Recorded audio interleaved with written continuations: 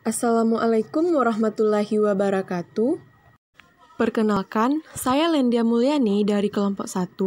Pada pelajaran seminar akuntansi manajemen ini, saya akan membahas artikel yang berjudul Capital Budgeting in Eropa, Confronting Theory with Practice. Pada artikel ini ada 6 topik yang dibahas. Yang pertama yaitu Introduction, yang kedua Literature Review, yang ketiga Research Method, yang keempat Main Result, yang kelima Managerial Implication, dan yang terakhir yaitu Conclusion. Baiklah, kita masuk kepada pembahasan yang pertama yaitu Introduction, di mana penganggaran modal memiliki peranan penting yang dalam strategi manajemen keuangan di setiap perusahaan. Penganggaran modal adalah suatu proses mengevaluasi dan memilih investasi jangka panjang yang konsisten dengan tujuan bisnis serta memaksimalkan kekayaan pemilik.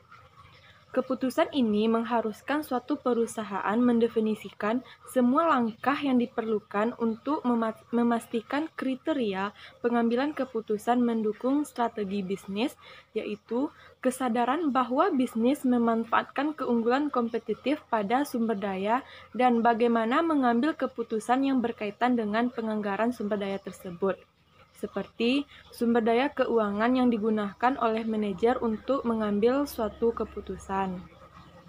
Makalah ini didasarkan pada survei terhadap manajer di perusahaan di 3 negara yang ada di Eropa, tentang bagaimana mereka melakukan praktek-praktek penganggaran modal. Penelitian ini mengikuti survei yang serupa yang dilakukan oleh seluruh dunia. Topik yang kedua yaitu Literature Review. Banyak sarjana mengatakan bahwa keputusan penganggaran modal sangat penting untuk kinerja bisnis.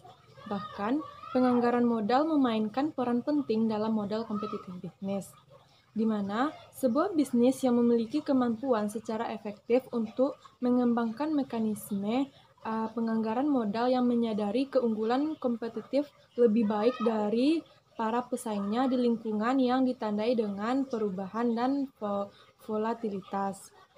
Banyak penelitian telah dilakukan di seluruh dunia, memberikan hasil yang menarik tentang praktek-praktek penganggaran modal. Tapi, penelitian internasional hanya fokus pada perusahaan-perusahaan yang besar saja. Hanya beberapa peneliti yang dilakukan pada usaha kecil dan menengah. Manajer menggunakan teknik yang berbeda untuk memfasilitasi prosedur penganggaran modal. Dalam prakteknya, penganggaran modal berbeda dari industri ke industri dan dari satu negara ke negara lain. Studi penganggaran modal berfokus pada berbagai negara seperti Italia, Siprus, Belanda, Cina, Singapura, dan negara-negara Asia lainnya, Swedia, Kanada, Amerika Serikat, dan Inggris. Survei ini menunjukkan bahwa kecanggihan teknik analisis yang digunakan oleh eksekutif telah meningkat dari waktu ke waktu. Tetapi, literatur tentang teknik penganggaran modal ini menyediakan fragmentasi yang tinggi. Kester pada tahun 1999 menegaskan bahwa teknik discount cash flow atau DSF seperti net present value atau NPV dan internal rate of return atau IRR telah menjadi metode yang dominan dalam mengevaluasi penganggaran modal di Eropa. Pada tahun 2014, Rossi menunjukkan bahwa payback period atau PP diikuti oleh NPV adalah metode yang paling digunakan. Tetapi, ada perbedaan antara perusahaan besar dan perusahaan kecil. Bahkan, metode yang kompleks lebih disukai oleh perusahaan-perusahaan besar. Graham dan Harvey pada tahun 2001 melakukan survei terhadap 392 CEO tentang biaya modal, penganggaran modal, dan struktur modal. Hasil mengungkapkan bahwa perusahaan besar sangat bergantung pada teknik present value dan capital asset pricing modal. Sementara perusahaan kecil relatif menggunakan kriteria payback. Para penulis menemukan bahwa IRR dan NPV adalah teknik penganggaran modal yang paling sering digunakan. Teknik lain seperti periode payback kurang populer, tetapi masih digunakan oleh perusahaan. Kemudian, Brown pada tahun 2004 melakukan survei terhadap 313 CFO di negara Eropa, yaitu Inggris, Belanda, Jerman, dan Prancis, tentang penganggaran modal, biaya modal, struktur modal, dan tata kelola perusahaan. Hasil penelitian mereka menunjukkan bahwa sementara perusahaan-perusahaan besar sering menggunakan teknik nilai sekarang dan capital asset pricing modal ketika menilai kelayakan finansial, peluang investasi, CFO, perusahaan kecil masih mengandalkan kriteria periode payback. Kemudian, Trong pada tahun 2008 melakukan studi pada penganggaran modal di Australia. Mereka menggunakan survei sampel untuk menganalisis praktek modal penganggaran dari 356 perusahaan di Australia yang terdaftar dan menemukan bahwa NPV, IRR, dan periode payback adalah teknik evaluasi yang paling populer. Kemudian, Benuna pada tahun 2010 fokus pada penganggaran modal pengambilan keputusan perusahaan di Kanada dengan 88 perusahaan besar. Hasil penelitian menunjukkan bahwa 17% perusahaan besar tidak menggunakan DSF, melainkan mereka menggunakan NPV dan IRR. Kemudian, Hartwig pada tahun 2012 melakukan penelitian yang serupa. Mereka menganalisa penggunaan penganggaran modal dan biaya metode estimasi modal pada perusahaan Swedia yang terdaftar untuk mempelajari hubungan antara karakteristik perusahaan dan pilihan metode di dalam negara longitudinal dan lintas perbandingan negara.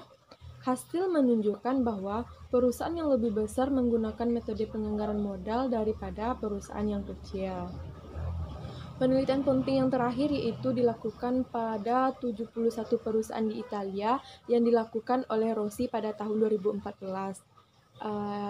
Hasil itu menunjukkan bahwa periode payback diikuti oleh NPV adalah metode yang paling digunakan, tetapi ada perbedaan antara perusahaan besar dan kecil. Penelitian ini menunjukkan bahwa metode yang lebih kompleks yang paling disukai oleh perusahaan-perusahaan besar. Kemudian, melalui karya Rossi pada tahun 2014 dan Brown pada tahun 2004, penelitian ini menyajikan deskriptif praktek penganggaran modal di 3 negara Eropa yang berbeda, yaitu Italia, Prancis, dan Spanyol. Motivasi utama dari penelitian ini adalah tentang praktek-praktek penganggaran modal di berbagai negara di Uni Eropa, dibandingkan dengan daerah lain dari berbagai negara seperti pada Amerika Serikat, Inggris, Kanada, Cina, dan Singapura. Bahasan yang ketiga yaitu research method, di mana penelitian ini berusaha untuk mengumpulkan data kuantitatif dan kualitatif yang berkaitan dengan praktek-praktek penganggaran modal di 3 negara Eropa tadi. Data diperoleh melalui survei dari perusahaan bisnis. Subjek penelitian adalah CFO yang bertanggung jawab untuk keputusan penganggaran modal. Untuk mencapai tujuan ini, 110 manajer dari berbagai jenis perusahaan ditargetkan sebagai responden potensial. Sampel ini telah diambil dari database Bureau van Dijk yang berisi informasi ekonomi dan keuangan. Responden dipilih secara acak dari yang kecil, menengah, sampai yang besar yang tercantum pada database. Karena sifat dari praktek penganggaran modal adalah penelitian difokuskan pada CFO dan manajer yang terlibat dalam keputusan penganggaran modal. Analisis kuantitatif data yang diperoleh dilakukan dengan menggunakan software SPSS. Masalah-masalah kualitatif yang muncul selama penelitian digabungkan untuk menjelaskan asosiasi dan hubungan lain yang disarankan oleh temuan penelitian. Dari 110 target untuk wawancara tadi, terdapat 43 wawancara yang berhasil dilakukan dengan memperoleh 30% tingkat responden. Bahasan selanjutnya itu main result, di mana bagian ini membahas tentang temuan-temuan utama dan hasil survei pada teknik penganggaran modal yang digunakan oleh 43 perusahaan di Eropa. Klasifikasi pertama mempertimbangkan ukuran bisnis dan sektor perusahaan yang terlibat. Dari total 43 responden tadi, terdapat 25% yang memenuhi syarat sebagai perusahaan besar, sementara 75%-nya adalah UKM. Para responden lebih dikategorikan menurut industri. Dari perusahaan dalam survei terdapat 53,4% mewakili sektor jasa, 18,60% berada di retail, dan sisanya 27,91% terlibat dalam kegiatan manufaktur. Pada main result ini terdapat 6 kategori hasil pada penelitian ini. Pertama yaitu Capital Budgeting Technique Employed, di mana dia membedakan antara dua teknik Discount Cash Flow atau DSF, yaitu tradisional dan modern. Manajer dapat menggunakan salah satu dari teknik tersebut. Teori penganggaran modal yang menggunakan teknik DSF ini berdasarkan nilai waktu dan uang. Manajer membuat keputusan penganggaran modal didasarkan pada asumsi bahwa tujuan utama dari bisnis adalah untuk memaksimalkan kekayaan pemegang saham. Jika pertimbangan ini benar, perusahaan akan berinvestasi dalam proyek-proyek yang akan menghasilkan NPV positif. Kemudian beberapa penelitian sangat mendukung sudut pandang ini. Bisa kita lihat pada tabel 1 tersebut bahwa hasil dari capital budgeting teknik employee ini yaitu menunjukkan bahwa teknik periode payback adalah metode yang paling sering digunakan untuk mengevaluasi keputusan penganggaran modal, yaitu sebesar 37,21 responden. Kemudian diikuti dengan metode NPV 25,58%, IRR 16,28%, indeks profitabilitas 11,63%, dan ARR sebesar 9,30%. Kemudian ada tabel 2. Tabel 2 itu merupakan hasil dari penyebaran di negara-negara Eropa, yaitu 3 negara tadi, Italia, Prancis, dan Spanyol. Yang kedua yaitu Capital Budgeting Technique Used by Sector, di mana hasil penelitiannya menunjukkan bahwa periode payback lebih banyak digunakan oleh perusahaan-perusahaan di sektor manufaktur, sementara perusahaan di sektor jasa lebih memilih IRR. Pada metode NPV lebih banyak digunakan pada sektor retail dan layanan. Kemudian ARR lebih banyak digunakan pada sektor usaha. Pada tabel 3 berikut menunjukkan secara umum berdasarkan analisis uji C kuadrat, yaitu tidak ada hubungan antara ukuran bisnis dan penggunaan teknik penganggaran modal yang berbeda. Penelitian ini mendapatkan bahwa 72 perusahaan yang disurvei hanya menggunakan satu teknik saja, sedangkan 20%-nya lagi menggunakan dua teknik yang berbeda. Tiga yaitu Capital Budgeting Technique Used by Size, di mana langkah penting dari penelitian ini adalah untuk menganalisis tanggapan yang diberikan per kategori ukuran perusahaan dan metode yang digunakan untuk penganggaran modal. Tabel 4 ini menunjukkan bahwa hasil ini mengkonfirmasi perusahaan yang lebih besar menggunakan teknik NPV dan IRR, sedangkan perusahaan kecil menggunakan teknik periodic payback. Yang keempat yaitu Sector of Business and the Most Important Stake in Capital Budgeting. Teknik penganggaran modal adalah proses yang kompleks didasarkan pada langkah yang berbeda. Gitman pada tahun 2008 mendefinisikan ada 5 langkah yang berbeda. Yang pertama yaitu generasi usulan, review and analysis, pengambilan keputusan, pelaksanaan dan tindak lanjut. Dalam studi ini, pada tahun 2014, yaitu Rossi memutuskan penganggaran modal ini dikategorikan menjadi 4 langkah. Yang pertama yaitu definisi proyek, analisis dan seleksi, implementasi dan tinjauan. Masing-masing tahap ini memiliki kepentingan besar.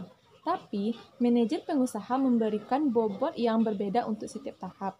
Dalam proses penganggaran modal, para responden diminta untuk menilai masing-masing dari 4 tahap dalam urutan kepentingan pada skala 1-4.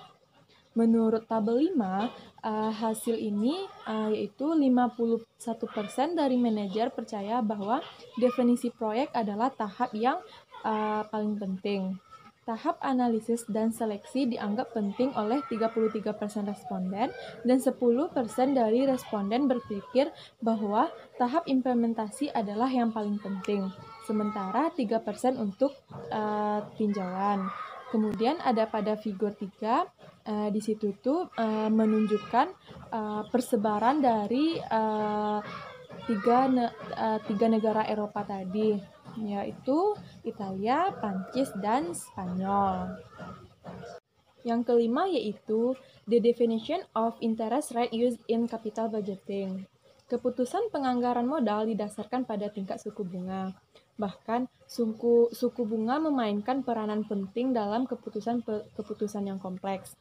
Dalam penelitian ini, 27,91% responden yang digunakan yaitu biaya pinjaman bank.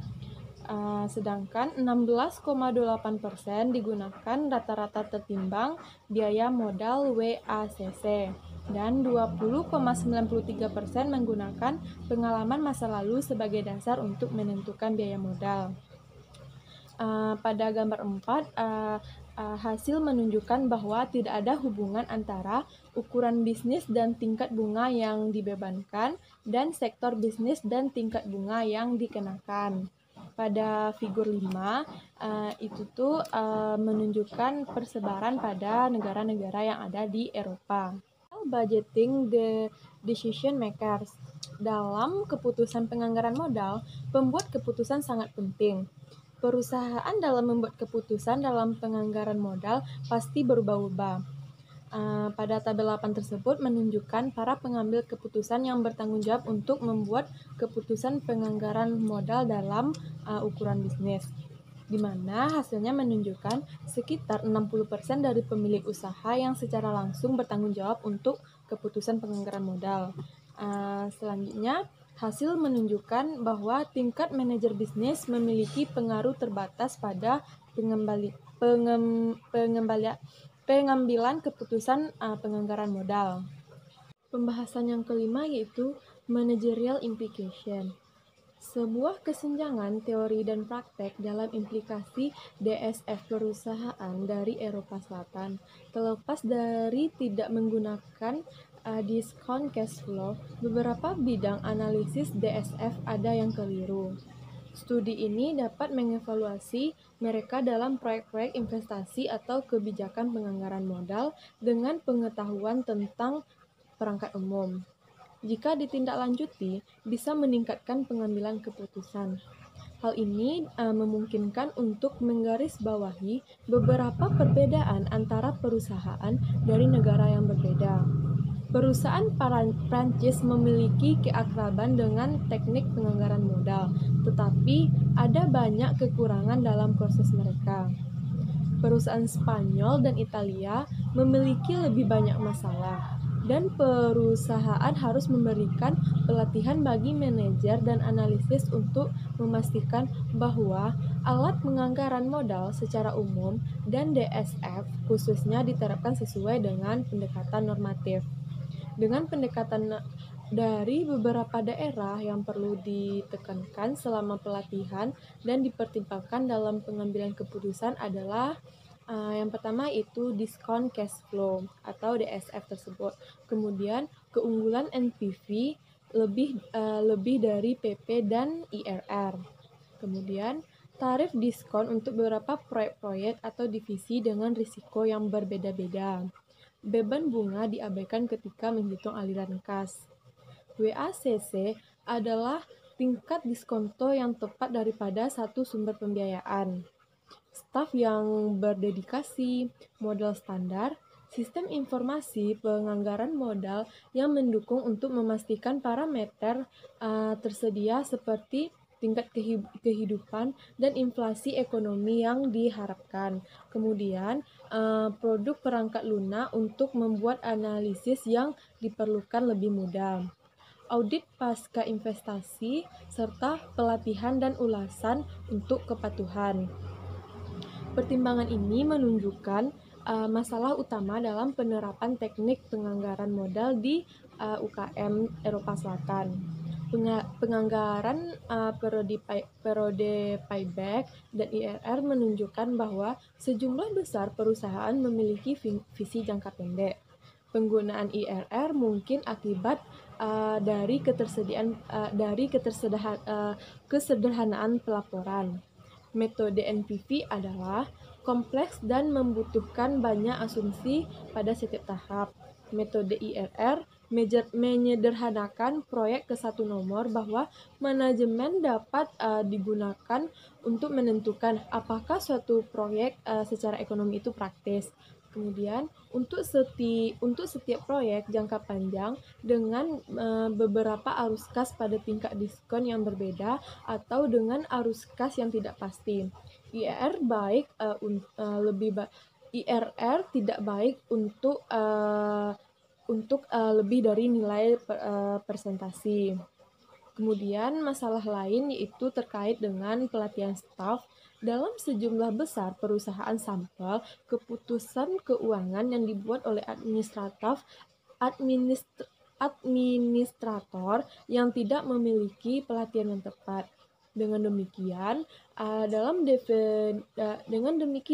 dalam definisi biaya modal, perusahaan memiliki staf tidak siap. Bahkan, variabel utama yang akan ditentukan untuk menghitung WACC adalah utang dan ekuitas relatif, biaya utang dan biaya ekuitas. Sementara, utang relatif dan nilai-nilai ekuitas dapat dengan mudah ditentukan. Menghitung biaya utang dan ekuitas dapat bermasalah. Dalam menghitung masing-masing komponen, kita diberi banyak pilihan yang berbeda dan nilai proyeksi. Topik yang terakhir yaitu conclusion. Penelitian ini telah menunjukkan bahwa penganggaran modal pengambilan keputusan merupakan proses yang kompleks dan dinilai oleh UKM. Bahkan di perusahaan-perusahaan ini memiliki bisnis secara langsung bertanggung jawab untuk keputusan penganggaran modal. Bagi sebagian besar perusahaan dalam sampel, keputusan penganggaran modal dibuat oleh orang-orang yang tidak memiliki pelatihan yang tepat. Penelitian ini didokumentasi oleh perbedaan yang mendasar antara perusahaan besar dan kecil ketika menganalisis praktek keuangan perusahaan. Hasil penelitian menunjukkan bahwa perusahaan besar cenderung menggunakan teknik yang lebih canggih ketika mengevaluasi proyek-proyek yang berisiko. Temuan menunjukkan bahwa perusahaan besar lebih menggunakan kriteria NPV.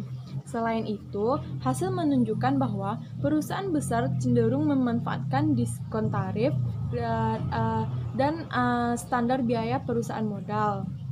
Perbedaan ini konsisten dalam praktek keuangan perusahaan yang didimensi oleh ukuran dengan hasil yang menarik.